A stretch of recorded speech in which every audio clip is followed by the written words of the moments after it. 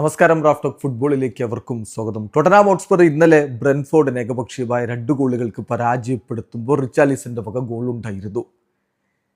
Richarlison form തിരികെ പിടിച്ചിരിക്കുന്നു എന്നതാണ് ലഭ്യമാവുന്ന സൂചനകളൊക്കെയും. 4 ഗോളുകളാണ് കഴിഞ്ഞ 6 കളികളിൽ നിന്ന് എല്ലാ കോമ്പറ്റീഷനുകളിലുമായിട്ട് അദ്ദേഹം നേടിയിട്ടുള്ളത്. ഈ സീസണിൽ അദ്ദേഹത്തിൻ്റെ പ്രകടനം നോക്കുകയാണെങ്കിൽ പ്രീമിയർ ലീഗിൽ 15 കളികളിൽ നിന്ന് 9 സ്റ്റാർട്ടുകളാണ്.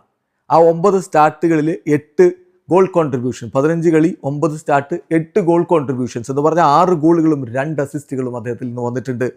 ഓരോ 110 മിനിറ്റുകളിലും അദ്ദേഹത്തിൻ്റെ വക ഗോൾ കോൺട്രിബ്യൂഷൻസ് വരുന്നു. 23 ഷോട്ടുകൾ തീർത്തതിൽ 9 എണ്ണം ഓൺ ടാർഗറ്റിലേക്ക്, 8 കീ പാസുകൾ, 50 ഡ്യുവൽസ് വിൻ ചെയ്തു. ചുരുക്കത്തിൽ റിച്ചാലിസൺ വീണ്ടും ഫോം കണ്ടെത്തിയിട്ടുണ്ട് എന്നതാണ് യാഥാർത്ഥ്യം. എന്തായാലും അടുത്ത വേൾഡ് കപ്പിന് ആഞ്ചലോട്ടി പരിഗണിക്കുന്ന താരങ്ങളിൽ ഒരാളാണ് റിച്ചാലിസനോട് സ്വാഭാവികമായിട്ടും ആഞ്ചലോട്ടിക്ക് ഒരു അടുപ്പമുണ്ട്, അദ്ദേഹത്തിനൊരു സോഫ്റ്റ് കോർണർ ഉണ്ട് എന്നുള്ളത് വ്യക്തമാണ്.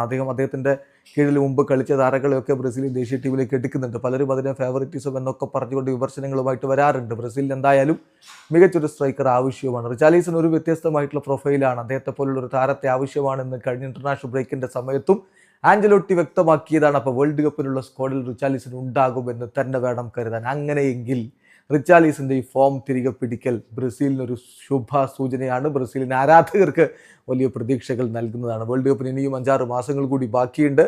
അപ്പോഴും ഈ ഫോം നിലനിർത്തുക, ഇതിനേക്കാൾ മികവിലേക്ക് പോകാൻ കഴിഞ്ഞാൽ റിച്ചാലിസൺ തീർച്ചയായിട്ടും ആഞ്ചലോട്ടിയുടെ ടീമിൽ സുപ്രധാനമായ റോള് വഹിക്കുമെന്ന് ഉറപ്പാണ്. വീഡിയോ അവസാനിക്കുന്നു. ഫുട്ബോൾ ലോകത്തെ കൂടുതൽ വിശേഷങ്ങളുമായി റാഫ് ടോക്സിൽ എത്താം.